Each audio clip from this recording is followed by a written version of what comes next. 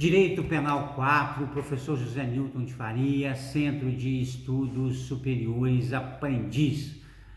Dando continuidade aos crimes contra a dignidade sexual, vamos aí ao artigo 234 do Código Penal Brasileiro. Vem lá, fazer escrito ou objeto obsceno. Primeira coisa que a gente tem que fazer, que deveria já ter sido revogado pelo legislador, são crimes em desuso, mas é necessário a gente voltar lá na parte geral do Código Penal e falar que o desuso de uma infração penal, ele não leva aí a sua atipicidade, muito pelo contrário. Se for caracterizada a prática da infração penal por ser um crime de ação penal pública incondicionada, ou os órgãos de persecução penal, eles têm que agir de ofício, seja aí a polícia ostensiva, seja a polícia judiciária, ou seja aí o próprio Ministério Público e o Poder Judiciário como tal. Então vamos lá, escrito ou objeto obsceno. Objeto obsceno ou escrito obsceno, eles dizem respeito aí à sexualidade, ao prazer sexual. Então, fazer, importar, exportar, atribuir ou ter sob sua guarda para fim de comércio, de distribuição ou de exposição pública, escrito, desenho, pintura, estampa, qualquer objeto obsceno. A gente vai ver aqui que quando se fala em escrito, ele vem aqui e fala aqui na parte final, desenho, pintura, estampa, o escrito. Então aqui o que a gente tem que entender que existe aí a liberdade intelectual, existe aí aquelas obras de cunho artístico em que se retrata aí a própria sexualidade.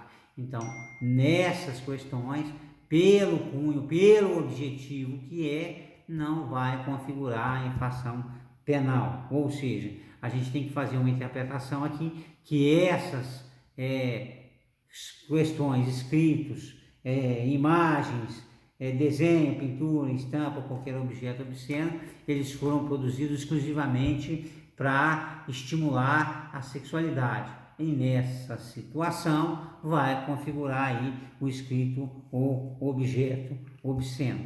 Trata-se de um crime aí de ação múltipla ou conteúdo variado ou tipo aí misto alternativo. O que significa dizer isso? É uma infração penal que tem vários núcleos do tipo penal. Você vem lá e fala, fazer, importar, exportar, adquirir ou ter sob sua guarda. Então aqui vocês vão ver, vocês vão vislumbrar que são 4 núcleos. O que é tipo misto alternativo ou crime de ação múltipla ou variável? Implica dizer que se o agente fazer, se ele importar, se ele exportar, adquirir, ele vai praticar um único crime. Não vai haver concurso material entre eles. Bacana? Então aqui, mesmo praticando um único núcleo do tipo penal, ele vai responder por um crime único. Isso aí a gente faz a emissão sempre ao artigo 122 do Código Penal. Induzimento, instigação ou auxílio ao suicídio. É a mesma situação. Lá, se o agente praticar as 3 condutas, um único crime. Aqui, se ele praticar as 4 condutas, um único crime, uma única infração penal. Então vamos lá. Fazer é o agente produzir, é ele escrever, é ele confeccionar lá o desenho, a pintura ou a estampa. Então, nessas circunstâncias, fazer exatamente isso. Importar é trazer do exterior para o Brasil. A gente vai lá fora e compra e traz esse escrito, traz esse desenho, essa pintura ou essa estampa de lá para cá. Adquirir, ele vai adquirir tanto através de pagamento quanto de forma gratuita. Basta que ele venha a adquirir aqui, a situação vai ficar comprovada aqui. Ou tenha sob sua guarda. Aí tem para sob sua guarda, a questão aqui é a guarda com o fim de comércio, de distribuição ou de exposição pública. Isso é chamado de elemento aí subjetivo do injusto ou dolo específico. É necessário que a gente tenha a vontade livre e consciente de praticar, de ter essas, o escrito, desenho, a pintura ou estampa para fim de comércio, de distribuição, de exposição pública. Se ele tiver como colecionador na sua casa, se ele tiver guardado e não tiver essas finalidades específicas, especiais, esse dolo aí específico, esse elemento subjetivo do injusto, não vai configurar aí a infração penal. E aí o elemento normativo do artigo, aí vem o objeto obsceno. Objeto obsceno é aquele objeto de cunho sexual que estimula a questão da libido das pessoas. Então aí vai efetivamente caracterizar isso aí. Bem, vem aí a pena, detenção de 6 meses a 2 anos ou multa. A mesma circunstância do 233, do ato obsceno. Infração penal de menor potencial ofensivo, nos termos do artigo 61 da Lei 9.099 de 95, ou seja, a pena máxima combinada, ela esbarra aí nos 2 anos, então ela chega a 2 anos, se chega a 2 anos ali, se ela está compreendida até 2 anos, configura-se infração penal de menor potencial ofensivo, que vai aí ser tramitada perante o juizado especial criminal, tá certo? Então vem aí. Aí vem a detenção de 6 meses a 2 anos ou multa como de cima, aí a pena é alternativa. Se chegar à condenação, deve-se preferir aí a pena pecuniária. O inciso 1, o parágrafo único, ele tá, vem aí, incorre na mesma pena quem? Esse incorre na mesma pena, ela diz respeito à questão aí dos crimes equiparados. E o que são crimes equiparados?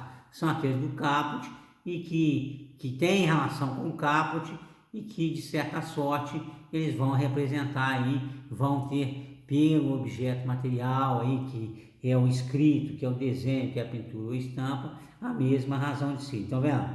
Incorre na mesma pena quem? Vende, distribui ou expõe à venda ou ao público qualquer dos objetos referidos nesse artigo. Aqui, ó, vende, distribui ou expõe à venda.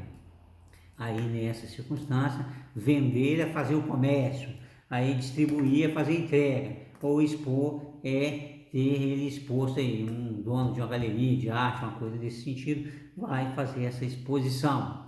Há certo tempo atrás gerou aí até uma comoção popular, uma peça teatral, onde havia exposição até de várias peças de conotação sexual em Belo Horizonte, no Palácio da Cultura. Então isso aí serve de exemplo para vocês, porque existe um tipo penal para isso aí, tá certo? Aí vem lá, 2, realiza em lugar público, acessível ao público, representação teatral ou exibição cinematográfica de caráter obsceno ou qualquer outro espetáculo que tenha o mesmo caráter.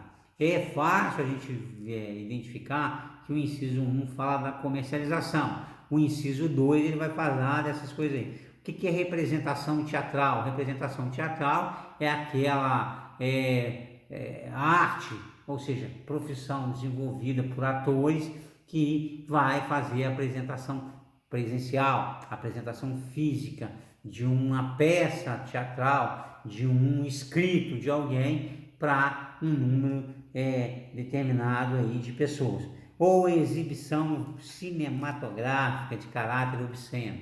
É evidente que essa representação teatral ela tem que ter o caráter obsceno, ela tem que ter o caráter de efetivamente estimular nas pessoas aí a libido aí, tá certo? Ou seja, o desejo sexual. Ou exibição cinematográfica de caráter obsceno. Aqui é a exibição cinematográfica, é a pessoa colocar em algum estabelecimento essa exibição. Não se pode esquecer que aí os filmes autorizados aí pelo governo brasileiro, esses filmes eles não vão ter essa conotação. Eles seriam aí filmes clandestinos que iriam configurar isso aí, ou para violando aí a censura imposta. Então vem, ou qualquer espetáculo que tenha o mesmo caráter.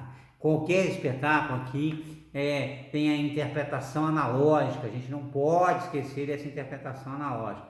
O que é interpretação analógica? Depois de uma série casuística, o legislador põe uma cláusula genérica, qual seja aqui, ou que tenha o mesmo caráter, ou qualquer outro espetáculo que tenha o mesmo caráter.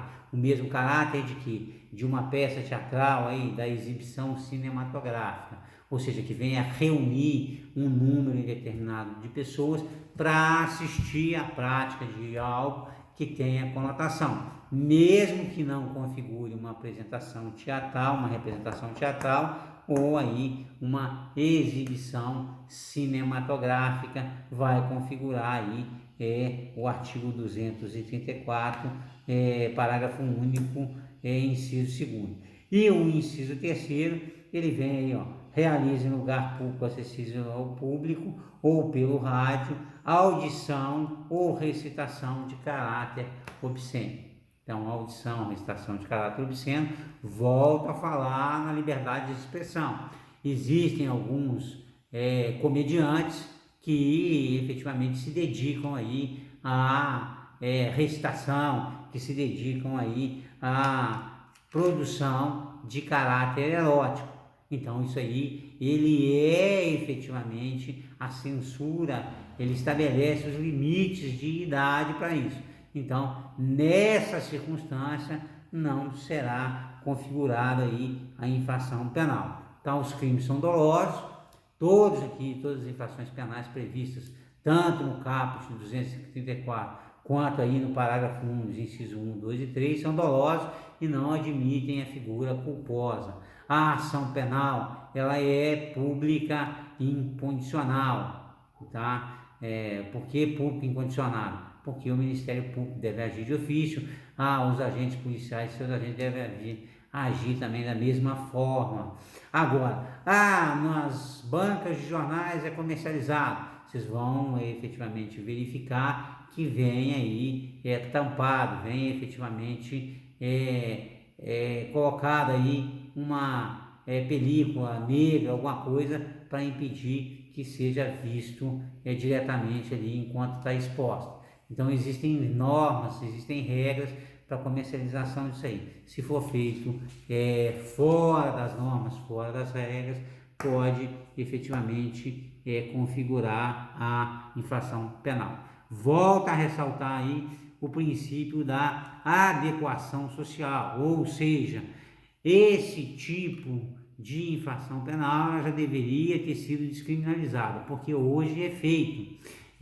O exemplo que a gente dá lá do 233, do ato obsceno, a pessoa, que são as mulheres, era dado esse exemplo das mulheres expõem os seios, só que hoje é público, é notório que existem algumas praias, existem alguns hotéis que admitem aí o topless, ou seja, a mulher ficar com os seios expostos não vai configurar absolutamente nada, mas isso aí depende do local onde é feito. Se é numa cidade do interior, se é num local onde isso aí venha a afrontar os costumes, venha a afrontar a moral da comunidade, vai caracterizar a infração penal do 233. Mas não se pode aí esquecer que tratam-se tanto o 233 quanto o 234 de figuras penais em desuso, ultrapassadas por força aí do princípio da adequação social. Bem, tratam-se de crimes vagos que atingem a coletividade como um todo, são crimes formais ou de consumação antecipada, basta a gente praticar aí. E outra situação, mas isso aí existe controvérsia, são crimes de perigo abstrato. O que é crime de perigo abstrato? basta a prática da conduta em que o agente tem a possibilidade de assistir, tem a possibilidade de ver, tem a possibilidade de ter acesso. E aí configura a infração penal. Vai estar efetivamente aí consumado o tipo penal, tanto do 233 quanto do 234. O capítulo 7 ele vai colocar das disposições gerais, e aí vem aí o primeiro 234. Nos crimes previstos neste título, a pena é aumentada. E aí vem no título, o título ele diz respeito desde 213 até aqui é o 234. Então vamos lá. Nos crimes previstos, a título é aumentado de 1/3 a 2/3 se o agente transmite à vítima doença sexualmente transmissível de que sabe ou deveria saber ser portador, ou se a vítima é idosa ou pessoa com deficiência. Esse é o inciso 4, eu saltei o inciso 3, mas vamos no inciso 4, depois a gente volta no 3 aqui. Então, 1 a 2/3 se o agente transmite à vítima doença sexualmente transmissível. Hoje são chamadas aí, eram chamadas de doenças venéreas, doenças sexualmente transmissíveis. Quais são essas doenças? Essas doenças elas constam em uma portaria do Serviço de Vigilância Sanitária Federal. Se qualquer dessas doenças forem transmitidas, aí ele fala aqui, venham, transmite à vítima doença sexualmente transmissível. Aqui, vocês estudaram lá nos crimes contra a incolumidade pessoal o perigo de contágio venéreo. Então, aqui a pessoa vai contrair a doença. Lá no crime de estupro de vulnerável, no crime lá de posse sexual mediante fraude. Se transmitiu à vítima uma doença sexualmente transmissível, responde aqui e vai ter a causa de aumento de pena na hora aí da dosimetria da pena. Artigo 69 do Código Penal, pena base, circunstâncias atenuantes, agravantes e, por último, causa de diminuição e aumento. Seria a terceira fase aí. Aí vem lá, de que sabe ou deveria saber ser portador. Existe um debate disso aqui, os senhores estudaram, sei lá, no artigo 180 do Código Penal, que fala do crime de receptação.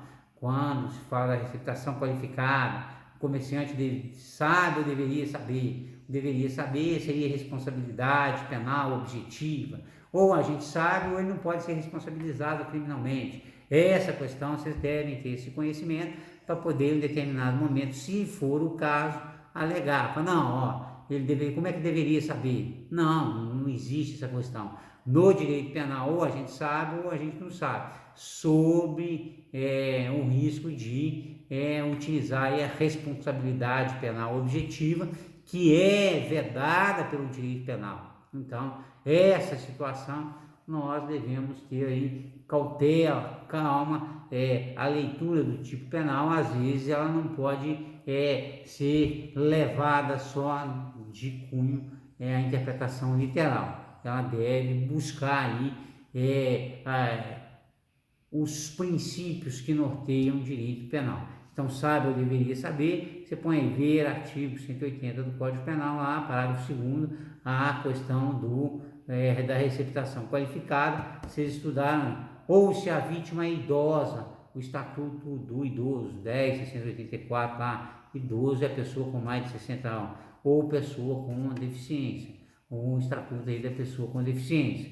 Da pessoa com deficiência, toda aquela pessoa que tem uma limitação, tá? De qualquer dos sentidos aí, ou aí dos membros do organismo. Então, se enquadrar lá, isso tem que ficar provado nos autos. Pessoa idônea através de documento e a pessoa com deficiência através aí de laudo pericial dos médicos.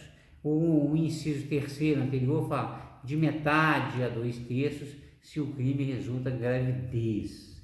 Aí a questão do resultado da gravidez, ele aqui, o objetivo do legislador foi que a mulher fosse vítima. É o caso do estupro do homem contra a mulher, é o caso da posse sexual do homem contra a mulher, tá certo? Nessa circunstância resultou gravidez, vai incidir a causa de aumento de pena. E se a mulher for o sujeito ativo do crime? Se a mulher for o sujeito ativo do crime, não vai incidir a causa de aumento de pena. Mesmo porque se a mulher for o sujeito ativo do crime e engravidar, ela tem direito de fazer lá o aborto lá, higiênico lá do artigo 128, inciso 2, não, tá? Por que que não tem direito? Porque ela foi, ninguém pode alegar a seu favor a própria torpeza. Se ela praticou o estupro, ela responda pelas consequências do estupro, tá certo? Então essas são as situações que tem que parar. Aí vem aqui, ó, os processos 234B, em que se apuram crimes definidos nesse título, correrão em segredo de justiça. Via de regra, todos os processos criminais, eles são públicos pela própria natureza. Entretanto, a própria Constituição Federal, ela ressaltou aí que em alguns casos pode ocorrer aí o sigilo nos crimes sexuais. Então foi dada essa conotação, foi colocado aí uma norma específica para garantir que esses crimes corram em segredo de justiça. Quem é que tem acesso? Primeiro, são aí os sujeitos processuais. Quais são os sujeitos processuais? Você tem o juiz, que efetivamente para julgar tem que ter acesso aos autos. Você tem o autor da ação penal, que é o Ministério Público, o dono jurídico, e você tem aí a terceira parte, que é o réu. Aí o réu falando é toda a defesa técnica e a autodefesa. Então essas pessoas, elas têm acesso a todo o conteúdo do processo, sob pena de limitar aí, afrontar o princípio do contraditório e da ampla defesa, tá certo? Então aqui a gente tem que fazer essa leitura. Essas pessoas. E mais aí os próprios serventuários da justiça, eles também vão ter acesso ao processo, porque eles têm que tramitar, eles têm que fazer despacho no bojo dos autos e por aí afora. Então o segredo de justiça aqui, ele impede apenas o acesso do público em geral, das pessoas que nada tem a ver, nenhuma relação tem com o processo. Isso que é processo em segredo de justiça. Então nós terminamos aqui o título 6, na próxima aula aí a gente começa com o título 7, que é o título que fala aí dos crimes contra a família. E no capítulo 1 a gente vai ter lá os crimes contra o casamento, tá certo? Vai ter lá o crime de bigamia, induzimento aí essencial, ocultação de impedimento, conhecimento de impedimento, simulação de casamento lá, e por fim lá no Código Penal, vocês vão ver que o 240 que definia o crime de adultério, ele já foi revogado, tá certo? Então aqui na aula seguinte a gente dá continuidade à disciplina. Bons estudos!